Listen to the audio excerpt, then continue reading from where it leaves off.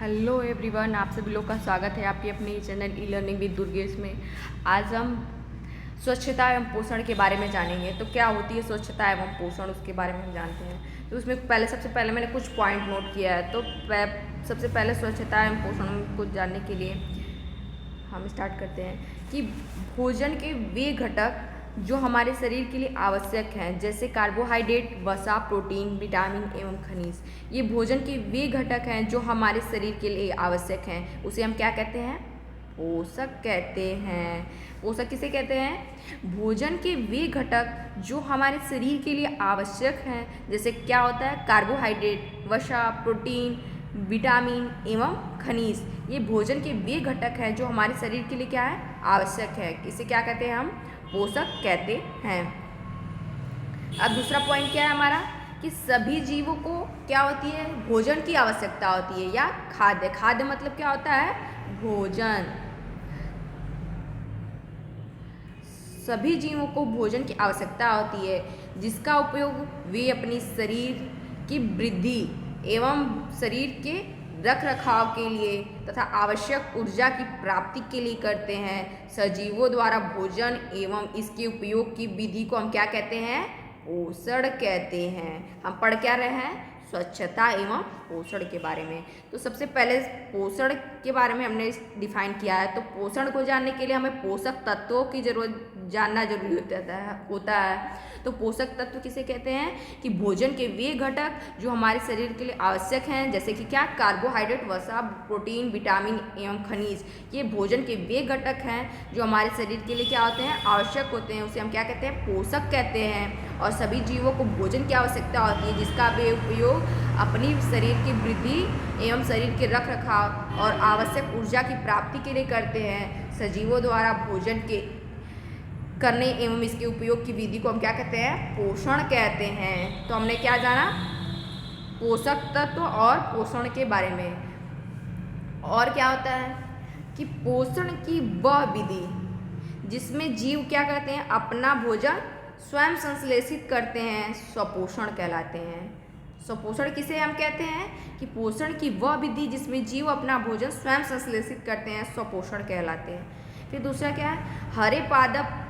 हरे पौधे प्रकाश संश्लेषण प्रक्रम द्वारा अपना भोजन क्या करते हैं? स्वयं संश्लेषित करते हैं, अतः इन्हें क्या कहते हैं हम? स्वपोषी। जो जीव या पौधा अपना भोजन स्वयं बनाते हैं या स्वयं होते हैं, उसे हम स्वपोषी कहते हैं। इम्पॉर्टेंट चीज़ है ये, कहीं भी आपसे पूछा जा सकता है कि स्वपोषी किसे कहते हैं? कि हरे पादप प्रकाश संश्लेषण प्रक्रम द्वारा अपनी खाद्य स्वयं संश्लेषित करते हैं, अतः इन्हें क्या कहते हैं? स्वपोषी कहते हैं, स्वपोषी कहते हैं। फिर अगला क्या है कि प्रकाश संश्लेषण क्या होता है? प्रकाश संश्लेषण के लिए क्या जरूरत होती है? क्लोरोफिल एवं सूर्य का प्रकाश अनिवार्य रूप से आवश्यक है। प्रकाश संश्लेषण में क्या होता है कि इसमें जो पत्तियां जो होती हैं सूर्य का प्रकाश से अपना स्वयं का भोजन बनाती हैं। तो होता क्या है? प्रकाश संश्लेषण के लिए क्या क्या जरूरी होता है? क्लोरोफिल एवं सूर्य का प्रकाश अनिवार्य रूप से आवश्यक है।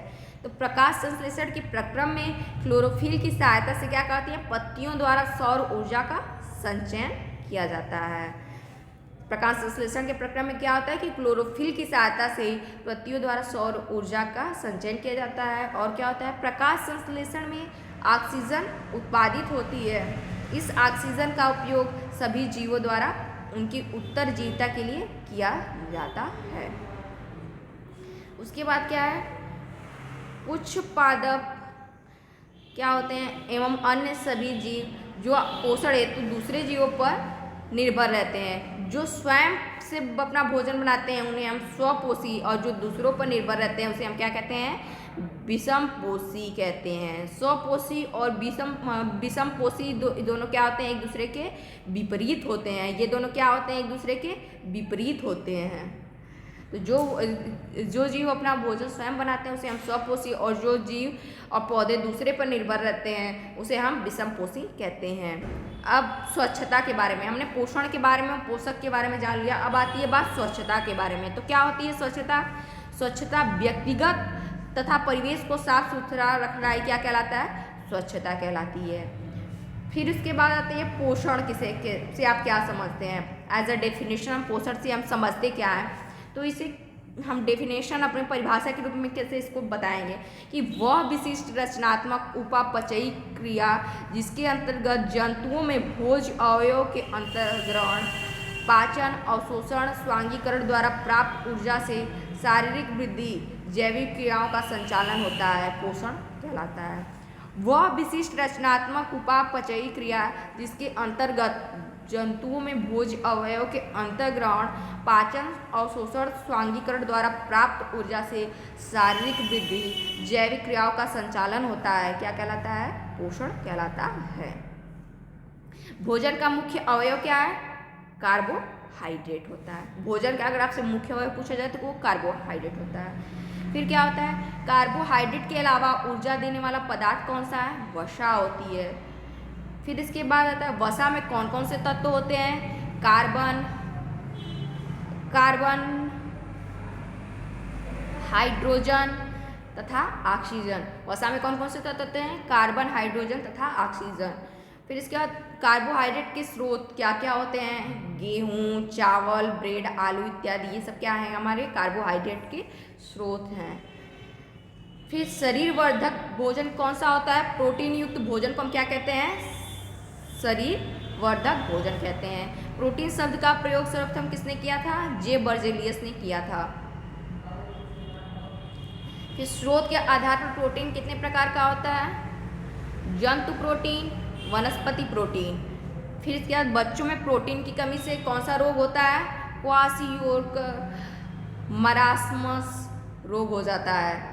बच्चों में प्रोटीन की कमी से कौन सा रोग होता है, क्वाशियोर्कर तथा मरास्मस रोग हो जाता है। फिर शरीर में ऊतकों का निर्माण किसके द्वारा होता है, प्रोटीन के द्वारा होता है। फिर इसके बाद सरल गलगंड या घेंगा, इसको हम क्या कहते हैं, घेंगा रोग को प्रभावित करने वाली बीमारी बीमारी किससे होती है, थायराइड ग्रंथि से होती है। घेंगा को प्रभावित करने वाली कौन सी बीमारी किसके होती है, घेंगा बीमारी होती है जो किससे प्रभावित होती है, थायराइड ग्रंथि से होती है। एड्स किस में होता है, विषाणु, आपको ऑप्शन देगा विषाणु, जीवाणु, फफूंदी, कोई भी ऑप्शन देगा तो एड्स किस में होता है, विषाणुओं से होता है। फिर चेचक के लिए टीके का आविष्कार किसने किया था, एडवर्ड जेनर ने किया था। ये इंपॉर्टेंट चीज़ है कि चेचक के लिए टीके का आविष्कार किसने किया था, एडवर्ड जेनर ने किया था। फिर कालाजार का रोगवाहक कौन होता है, सिकटा मक्खी, या कालाजार नामक बीमारी किससे होती है, सिकटा मक्खी से होती है। फिर इसके बाद आता है कैडमियम प्रदूषण किससे संबंधित है, तो यह इटाई से संबंधित है। फिर दर्दनाक अस्थि रोग जो होता है, इटाई का दर्दनाक अस्थि रोग, इटाई का सबसे पहले पता किस देश ने लगाया था, तो वह देश का नाम है जापान देश को सबसे पहले पता चला था। इटाई रोग का सबसे पहले पता किसको चला था, इटाई जो दर्दनाक अस्थि रोग है इसका पता पहले जापान को चला था। फिर इसके बाद क्या होता है, एक्जिमा कौन सा रोग है, यह एक कवकी रोग है। फिर मलेरिया का जो क्या होता है, संक्रामक चरण किससे होता है, बीजाणुज या स्पोरोजाइट से होता है। मलेरिया का संक्रामक चरण कब होता है, बीजाणुज स्पोरोजाइट से होता है। फिर कवक अपना पोषण मृत एवं अपघटित जैव पदार्थों से प्राप्त करते हैं। कवक अपना पोषण किससे प्राप्त करते हैं, मृत एवं अपघटित जैव पदार्थों से प्राप्त करते हैं। वे क्या कहलाते हैं, मृत जीवी कहलाते हैं। वे परपोषी पादप से अपना भोजन प्राप्त करते हैं। कुछ जीव क्या होते हैं, एक दूसरे के साथ रहते हैं तथा अपना आवास एवं पोषक तत्व एक दूसरे के साथ क्या करते हैं, बांटते हैं। इसे हम क्या कहते हैं, सहजीवी संबंध कहते हैं। प्रश्न आता है कि सहजीवी संबंध किसे हम कहते हैं, कि कुछ जीव एक दूसरे के साथ रहते हैं तथा अपना आवास क्या करते हैं, आवास और पोषक तत्व एक दूसरे के साथ बांटते हैं, मतलब अपनी हर चीज़ें एक दूसरे से क्या करते हैं, शेयर करते हैं। तो उसे हम क्या कहते हैं, सहजीवी संबंध कहते हैं। फिर आता है कुछ जीवाणु जो क्या होते हैं, राइजोबियम कहलाते हैं। राइजोबियम क्या होता है, इसके बारे में बात करते हैं। क्या होते हैं कुछ जीवाणु जो राइजोबियम कहलाते हैं, वायुमंडलीय नाइट्रोजन को विलेय पदार्थों में परिवर्तित करता है। यह राइजोबियम जो जीवाणु होते हैं, या इनका कार्य क्या होता है कि वायुमंडलीय नाइट्रोजन को विलेय पदार्थों में क्या करते हैं, परिवर्तित कर देते हैं। परंतु क्या होता है, राइजोबियम जो होते हैं अपना भोजन स्वयं नहीं बनाते हैं, मतलब ये विषम पोषी होते हैं। ये क्या होते हैं, ये चना, मटर, मूंग, सेम तथा अन्य फलीदार पादपों की जड़ों में रहते हैं। ये कहाँ पाए जाते हैं, चना, मटर, मूंग, सेम जो भी फलीदार वृक्ष होते हैं उनके जड़ों में पाए जाते हैं। तो हमने क्या जाना राइजोबियम के बारे में, इनका कार्य क्या होता है, यह वायुमंडलीय नाइट्रोजन को विलेय पदार्थों में परिवर्तित करते हैं और जो ये विषम पोषी होते हैं। और ये पाए कहाँ जाते हैं, ये पाए जाते हैं फलीदार वृक्षों के जड़ों में पाए जाते हैं। और इसमें क्या होता है, यह नाइट्रोजन की आपूर्ति करते हैं। अधिकतर जो होती हैं दालें फलीदार पादपों से प्राप्त होती हैं। इसके बदले पादप राइजोबियम जीवाणु को आवास एवं खाद्य प्रदान करते हैं। अतः इनमें सजीवी या विषम पोषी भी होते हैं और इनमें क्या होता है, सजीवी संबंध भी होता है राइजोबियम जीवाणु में। और इनका कार्य होता है वायुमंडलीय नाइट्रोजन को विलेय पदार्थों में परिवर्तित करना। और ये विषम पोषी होते हैं और पाए कहाँ जाते हैं, फलीदार पादपों की जड़ों में पाए जाते हैं। अब इसके बाद बात आती है अमरबेल। अमरबेल पौधा कहाँ होता है, अमरबेल जैसे पौधे क्या होते हैं, परपोषी होते हैं और क्या होते हैं, इनमें अमूल्य पोषकों से वंचित करते हैं। अमरबेल जैसे पादप परपोषी को अमूल्य पोषकों से क्या करते हैं, वंचित करते हैं। अतः इन्हें क्या कहते हैं, परजीवी कहते हैं। अमरबेल को हम क्या कहते हैं, परजीवी कहते हैं। फिर इसके बाद आता है वायु में क्या होता है,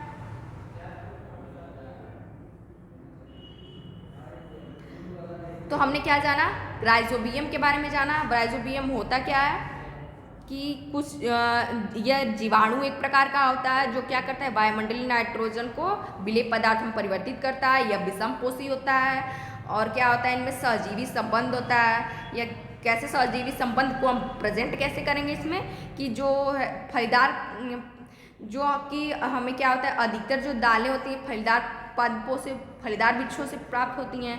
इसके बदले में क्या होता है, पादप जो होते हैं, पौधे होते हैं, फलीदार पादप जो होते हैं वह राइजोबियम जीवाणु को आवास और क्या खाद्य प्रदान करते हैं। अतः इससे क्या होता है, इनमें सहजीवी संबंध होता है। फिर इसके बाद जो होता है, हमने बताया कि अमरबेल जो है परजीवी है होता है। कैसे होता है कि यह जैसे कि पादप परपोषी को अमूल्य पोषकों से क्या करता है, वंचित करता है। अतः इन्हें हम क्या कहते हैं, परजीवी कहते हैं।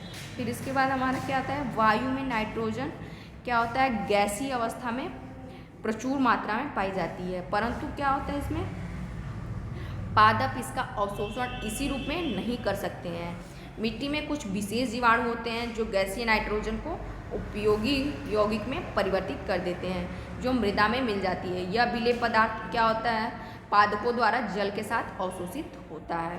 हमने नाइट्रोजन के बारे में बात की। क्या होता है नाइट्रोजन, वायु में गैसीय अवस्था में प्रचुर मात्रा में पाया जाता है। पौधे इसका अवशोषण इसी रूप में नहीं करते हैं। नाइट्रोजन का डायरेक्ट पौधे शोषण नहीं करते हैं।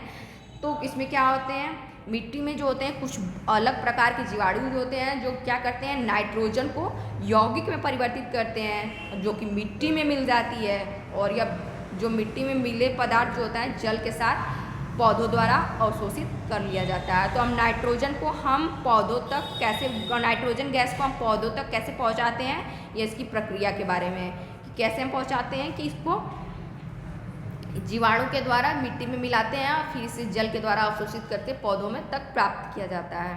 फिर इसके बाद कुछ पॉइंट्स मैंने नोट किए हैं। पॉइंट्स में क्या होता है कि पसलियों की संख्या हमारे शरीर में कितनी होती है, यह 12 जोड़ी रिब्स हमारे शरीर में पाए जाते हैं। पसलियों को इंग्लिश में क्या कहते हैं, रिब्स कहते हैं। ये हमारे शरीर में कितनी होती है, 12 जोड़ी होती हैं, यानी कि टोटल हमारी जो होती हैं 24 पसलियाँ होती हैं। एक जोड़ी में कितने होते हैं, एक जोड़ी में कितने पसलियाँ होती हैं, 2 होती हैं। और टोटल हमारे शरीर में कितनी होती हैं, 2 पसलियाँ होती हैं। एक जोड़ी में 2 पसलियाँ होती हैं। हमारे टोटल शरीर में 12 जोड़ी पसलियाँ होती हैं और इनकी संख्या कितनी होती है, 24 होती है। चेहरे में हड्डियों की संख्या 14 होती है। खोपड़ी में, हमारे ब्रेन में अस्थियों की कुल संख्या कितनी होती है, 29 होती है। स्वस्थ शरीर में स्वस्थ मस्तिष्क निवास करता है। यह किसके द्वारा कहा गया है, अरस्तु के द्वारा कहा गया है। फिर इसके बाद स्वस्थ जीवन के लिए उत्तम स्वास्थ्य तथा स्वच्छ वातावरण होना आवश्यक है। स्वस्थ जीवन के लिए स्वच्छ वातावरण, हम पढ़ रहे हैं स्वच्छता के बारे में, तो जो हमारे स्वच्छता का मतलब क्या होता है कि स्वस्थ जीवन के लिए, हमारे हेल्दी लाइफ के लिए स्वच्छ वातावरण भी होना बहुत आवश्यक होता है। फिर इसके बाद आता है क्या होता है, मानव शरीर विभिन्न तंत्रों से मिलकर बना है। जैसा कि मैंने अभी बताया था कि मानव शरीर कई तंत्रों से मिलकर बना होता है, पाचन तंत्र, ग्रंथि तंत्र, कंकाल तंत्र, बहुत सारी चीज़ों से मिलकर, मस्तिष्क तंत्र, रक्त परिसंचरण तंत्र, कई चीज़ों से मिलकर यह बना हुआ है हमारा मानव शरीर। मानव शरीर की जो सबसे बड़ी ग्रंथि होती है वह यकृत होती है। इसका वजन कितना होता है, 1.5 से 2 किलोग्राम तक होता है। फिर स्वच्छता कितने प्रकार का होता है, इसके 2 प्रकार का होता है, एक व्यक्तिगत स्वच्छता होती है, दूसरा सार्वजनिक। व्यक्तिगत स्वच्छता का अर्थ होता है खुद की साफ सफाई से मतलब होता है, और सार्वजनिक का जो मतलब होता है वो क्या होता है कि परिवेश की साफ सुथरा से मतलब हमारा सार्वजनिक स्वच्छता से मतलब होता है। दांत, आँख, नाखून, बाल एवं त्वचा की सफाई स्वच्छता के अंतर्गत आती है। जो भी स्वच्छता के अंतर्गत आती है, लेकिन दांत, आँख, नाखून, बाल एवं त्वचा की सफाई जो होती है व्यक्तिगत स्वच्छता के अंतर्गत आती है। इसमें भी जो ये व्यक्तिगत स्वच्छता है यह इसके अंतर्गत आती है। दांत, आँख, नाखून, बाल, त्वचा की सफाई ये किसके अंतर्गत आती है, व्यक्तिगत स्वच्छता के अंतर्गत आती है। प्रोटीन कितने अम्लों से मिलकर बना हुआ है, तो यह 20 एमिनो अम्ल से मिलकर बना हुआ है। अब इसके बाद मानव शरीर में कितने प्रतिशत भाग प्रोटीन से निर्मित होता है, मानव शरीर का कितने प्रतिशत भाग प्रोटीन से निर्मित होता है, तो ये 15% भाग जो है प्रोटीन से निर्मित होता है। एक वयस्क मानव शरीर में लगभग कितने प्रतिशत जल पाया जाता है, तो 60 से 70% तक क्या पाया जाता है, पानी पाया जाता है, जल पाया जाता है। हमारे शरीर में जो दांत होते हैं ये कितने प्रकार के होते हैं, ये 4 प्रकार के होते हैं। और हमारे मुंह में दांतों की संख्या तो टोटल कितनी होती है, 32 दांत होते हैं। एक वयस्क मनुष्य में जो होते हैं दांतों की संख्या कितनी होती है, 32 होती है, 32 होती है। और इनके दांत कितने प्रकार के होते हैं, 4। ये 32 दांत जो होते हैं ये 4 प्रकार के होते हैं। पहला होता है छेदक, इससे हम दांत क्या कहते हैं, किसी पदार्थ को काटते हैं। फिर इसके बाद भेदक होता है, छेदक को हम इंग्लिश में इंसिजर कहते हैं। भेदक जो होता है फाड़ने का दांत होता है, इसे हम क्या कहते हैं, कैनाइन कहते हैं। फिर इसके बाद आता है अग्रचवर्णक, यह प्रीमोलर होता है। फिर इसके बाद क्या होता है हमारा चवर्णक, चवर्णक से हम चबा के खाना को एकदम हजम कर जाते हैं, इसे हम मोलर कहते हैं। और हमारे मुंह में टोटल दांतों की संख्या कितनी होती है, 32 होती है। मनुष्य के एक जबड़े में कितने दांत होते हैं, 16 दांत होते हैं। और तथा कि टोटल कितने होते हैं, 32 दांत होते हैं। यकृत जो होता है, यकृत का कार्य क्या होता है, हमारे शरीर के ताप को बनाए रखने में मदद करता है। और इंसुलिन की खोज कब की गई थी, 1921 ईस्वी में की गई थी, फ्रेडरिक ब्रांट बेटिंग ने की थी। और मनुष्य के हृदय को कितने कक्ष होते हैं या कितने चेंबर होते हैं, मनुष्य के हृदय में 4 चेंबर होते हैं टोटल, या 4 कक्ष होते हैं। पहला क्या होता है, दाया अलिंद दाया निलय, बाया अलिंद बाया निलय। हृदय से शरीर की ओर रक्त ले जाने वाली रक्त वाहिनी को हम क्या कहते हैं, धमनी कहते हैं। धमनी, अगर आपसे पूछा जाए कि धमनी कहते किसे हैं, तो हृदय से जो शरीर की ओर हमारे ब्लड का को ले जाने वाली रक्त वाहिनी को हम क्या कहते हैं, धमनी कहते हैं। एक सामान्य व्यक्ति के शरीर में टोटल कितना ब्लड होता है, 5 से 6 लीटर ब्लड होता है एक सामान्य व्यक्ति के शरीर में। प्लेटलेट्स का मुख्य कार्य क्या होता है, रक्त का थक्का बनाना होता है। आज हमने क्या पढ़ा, स्वच्छता एवं पोषण से रिलेटेड कुछ टॉपिक्स पढ़े। और स्वच्छता हम कहते किसे हैं, स्वच्छता 2 प्रकार की होती है, जिसका मतलब क्या होता है कि व्यक्तिगत तथा परिवेश को साफ सुथरा रखना ही क्या कहलाती है, स्वच्छता कहलाती है। और व्यक्तिगत स्वच्छता का अर्थ क्या होता है, शरीर को साफ सुथरा रखना। और सार्वजनिक स्वच्छता का अर्थ होता है परिवेश को साफ सुथरा रखना। और पोषण से हम क्या समझते हैं कि वह विशिष्ट रचनात्मक उपापचयी क्रिया जिसके अंतर्गत जंतुओं में भोज्य अवयव के अंतर्गत अंतःग्रहण पाचन, अवशोषण, स्वांगीकरण द्वारा प्राप्त ऊर्जा, शारीरिक वृद्धि, जैविक क्रियाओं का संचालन होता है, वह क्या कहलाता है? पोषण कहलाता है। भोजन का मुख्य अवयव कार्बोहाइड्रेट होता है। तो आज हमने पढ़ा स्वच्छता एवं पोषण के बारे में, और स्वच्छता एवं पोषण में और हमने क्या जाना था कि जो जीव या पौधे अपना भोजन स्वयं बनाते हैं उसे हम क्या कहते हैं? स्वपोषी कहते हैं। और जो जीव या क्या बोलते हैं पौधे जो है दूसरों पे निर्भर रहते हैं उसे हम क्या कहते हैं? विषमपोषी कहते हैं। और इसमें एक और पॉइंट आता है, वो होता है क्या कहलाता है कि परजीवी। परजीवी हम किसे कहते हैं? तो परजीवी के बारे में मैंने बताया अभी। अमरबेल जैसा क्या होता है? हमारा परजीवी होता है। ये परजीवी होता कैसे है? अमरबेल के बारे में मैंने बताया कि अमरबेल जैसे पादप जो होते हैं परपोषी को अमूल्य पोषकों से, परपोषी को जो अमूल्य पोषकों से वंचित करता है उसे हम क्या कहते हैं? परजीवी कहते हैं। और एक होता है मृतोपजीवी। मृतोपजीवी के बारे में भी मैंने बताया। तो मृतजीवी किसे कहते हैं? जो कवक अपना पोषण जो भी पदार्थ या जीव जो होते हैं मृत एवं अपघटित जैव पदार्थों से प्राप्त करते हैं उसे हम क्या कहते हैं? मृतजीवी कहते हैं। तो कवक क्या होते हैं? अपना पोषण जो होते हैं मृत एवं अपघटित जैव पदार्थों से प्राप्त करते हैं, तो इसे अतः इसे हम क्या कहते हैं? मृतजीवी कहते हैं।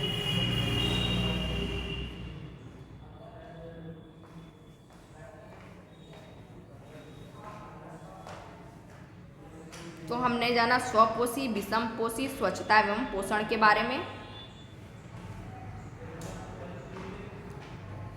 और हम किसे कहते हैं? तो और हमारे शरीर में कितना क्या पाया जाता है? हमारे शरीर में कुल 206 हड्डियाँ होती हैं। ये तो हमें भी पता है कि शरीर में हमारे टोटल कितनी हड्डियाँ होती हैं? 206 हड्डियाँ होती हैं। और हमारे चैनल को ज़्यादा से ज़्यादा लाइक सब्सक्राइब कीजिए ताकि और भी हम इस तरह की अच्छी अच्छी वीडियोज़ लाएँ और से और ज़्यादा क्वेश्चन का कलेक्शन लाएँ। तो इस वीडियो को ज़्यादा से ज़्यादा शेयर और लाइक कीजिए। और दांत हमारे जो अब मैंने यहाँ पे बताया था कि छेदक होते हैं, यहाँ इंसीजर होता है, भेदक होता है और चौबड़क, ये और ये चौबड़क। तो हमारे जो सामने वाले दांत होते हैं, एकदम सामने वाले जो बड़े बड़े नुकीले दांत होते हैं, वो 4 जो दांत होते हैं ये क्या होते हैं? छेदक होते हैं। ये जब हम किसी भोजन को रखते हैं तो ये उसको काटते हैं, सामने वाले जो दांत होते हैं। फिर इसके बाद जो होते हैं ये क्या होते हैं? भेदक, जो फाड़ने वाले। उसके बगल वाले जो दांत होते हैं वो जो होते हैं कैनाइन होते हैं या फिर भेदक कहते हैं हम जिसे। फिर क्या होते हैं हमारे? अग्र चौवड़क या प्रीमोलर। फिर क्या होते हैं हमारे? चौवड़क। चौवड़क जो सबसे लास्ट में दांत होते हैं वो चबाते हैं जिससे हम भोजन को, उसे हम मोलर कहते हैं। इनको हम इंग्लिश में क्या कहते हैं? Incisor, canine, premolar, molar. ये टोटल इनकी संख्या कितनी होती है? 32 होती है। एक जबड़ा मतलब कि केवल ऊपर का एक जबड़ा में हमारे 16 दांत तथा जो नीचे के दूसरे जबड़े में कितने होते हैं? 16 दांत होते हैं। अतः कुल दांतों की संख्या क्या होती है? 32 होती है।